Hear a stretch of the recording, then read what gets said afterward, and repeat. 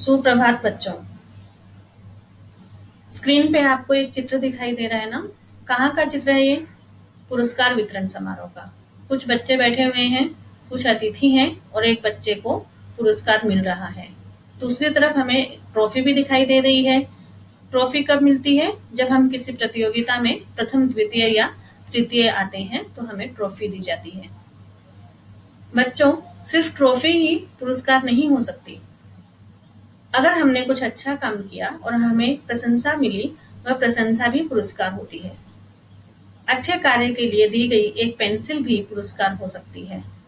आपके किसी कार्य से प्रसन्न होकर किसी बड़े ने आपको चॉकलेट दी तो वो चॉकलेट भी पुरस्कार का रूप हो सकती है। आज का पाठ हमारा पुरस्कार है और पुरस्कार के पाठ के लेखक हैं श्री देवदत्त द्विवेदी जी। इस पाठ में भी एक बच्चे को पुरस्कार मिला है जो कि आपकी तरह ही छोटा है और उसे पुरस्कार दिया गया है। पुरस्कार क्यों दिया गया है? उसकी सच्चाई के लिए। वह बहुत गरीब है, उसके घर में कोई कमाने वाला नहीं है, उसके मम्मी पापा की मृत्यु हो चुकी है, घर पे सिर्फ बूढ़ी दादी माँ है और छोटी बहन है। बच्चा पढ़ाई भी करता है और घर खर्च चलाने के लिए अखबार बेचने का काम करता है। विपरीत परिस्थितियों में भी वह डरता नहीं है, झूठ का साथ नहीं लेता है। इस कारण से उसे पुरस्कार दिया जाता है। तो पूरी कहानी को हम पढ़ेंगे पाठ पढ़ने के साथ साथ। चलिए हम पाठ पढ़ते हैं। पुरस्कार। रामनगर एक सुंदर शहर है। वह चारों तरफ से पहाड़ियों से घिरा हुआ है। रामनगर में बालक बालिकाओं के 10 विद्यालय हैं। वे आपस में मिलजुल कर अनेक काम करते हैं। प्रत्येक वर्ष वे मिलकर पुरस्कार वितरण उत्सव मनाते हैं। इस उत्सव में सभी 10 विद्यालय भाग लेते हैं। इस वर्ष प्रतियोगिता का विषय था सच्चे बच्चे कितने अच्छे। आज उसी प्रतियोगिता का परिणाम सुनाया जाएगा। सर्वाधिक अंक पाने वाले छात्र छात्राओं को पुरस्कार भी दिए जाएंगे। इस वर्ष प्रतियोगिता का पहला पुरस्कार विद्यालय नंबर 2 की 6ठी कक्षा के छात्र सत्यपाल को देने का फैसला लिया गया। जलसे में हेडमास्टर ने सत्यपाल की सच्चाई की घटना सुनाई। सत्यपाल एक निर्धन लड़का है। उसके माता पिता इस दुनिया में नहीं है। घर में एक छोटी बहन और बूढ़ी दादी है। कमाने वाला कोई नहीं है, इसलिए सत्यपाल सुबह शाम अखबार बेचता है। इससे जो थोड़े बहुत पैसे मिलते हैं उनसे घर का खर्च चलता है। एक दिन की बात है, हर रोज की तरह उस दिन शाम को भी वह बाजार में अखबार बेच रहा था। संयोगवश उस दिन बहुत वर्षा हुई थी और सड़क पर कीचड़ हो गया था। कुछ कुछ बूंदें तब भी पड़ रही थी।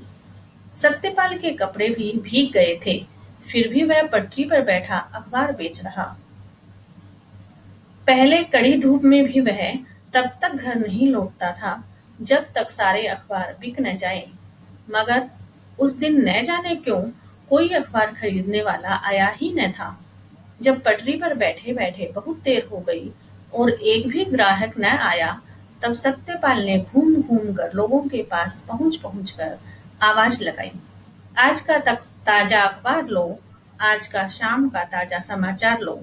पर आज किसी को भी अखबार पढ़ने की फुर्सत नहीं थी।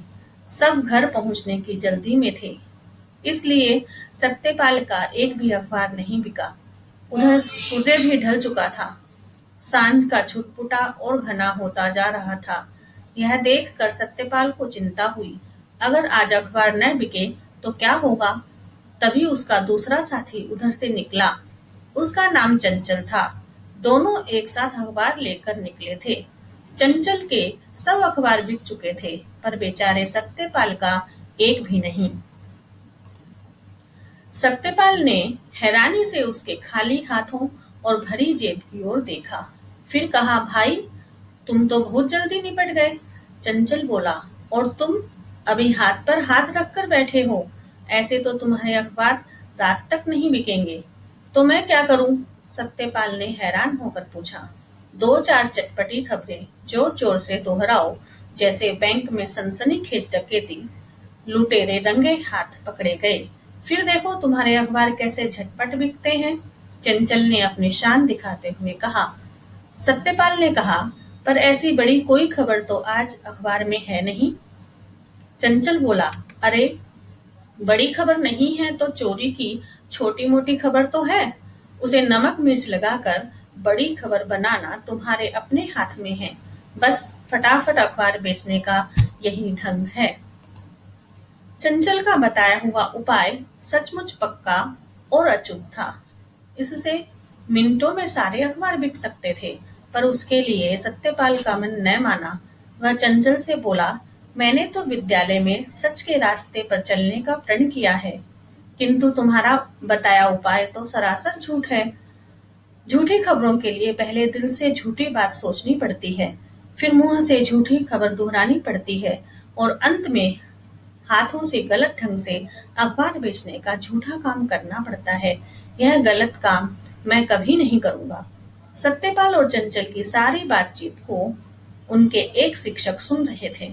सत्यपाल की यह सच्चाई देखकर वे गदगद हो उठे। उन्होंने सत्यपाल की पीठ ठोकी और कहा, शाबाश बच्चे, तुम्हारी सच्चाई से मुझे बहुत प्रसन्नता हुई। आज के बाद तुम्हें अखबार बेचने के लिए दौड़ धूप नहीं करनी पड़ेगी। मैं तुम्हें विद्यालय की तरफ से 1,000 रुपए मासिक छात्रवृत्ति दिलवाऊंगा। सत्यपाल ने विनम्र भाव से कहा, गुरुजी, आपकी इस कृपा के लिए बहुत बहुत धन्यवाद। सत्यपाल को उसकी सच्चाई के लिए प्रथम पुरस्कार मिला। सारा हॉल तालियों की गड़गड़ाहट से गूंज उठा। इस प्रकार सत्यपाल ने अपने नाम को सच कर दिखलाया। लेखक देवदत्त द्विवेदी। बच्चों, इन शब्दों के अर्थ देखेंगे जो इस पाठ में से लिए गए हैं। शब्द हैं वितरण, अर्थ बांटना, सर्वाधिक सबसे अधिक, निर्धन गरीब, सांझ संध्या या शाम, अचूक न चूकने वाला, प्रण पक्का निश्चय, जल्दी शीघ्र, पुरस्कार इनाम, सूर्य सूरज। इन शब्दार्थों को आपको हिंदी की नोटबुक में लिखना है और पीडीएफ में दिए गए पाठ को घर पे पढ़ना है। धन्यवाद।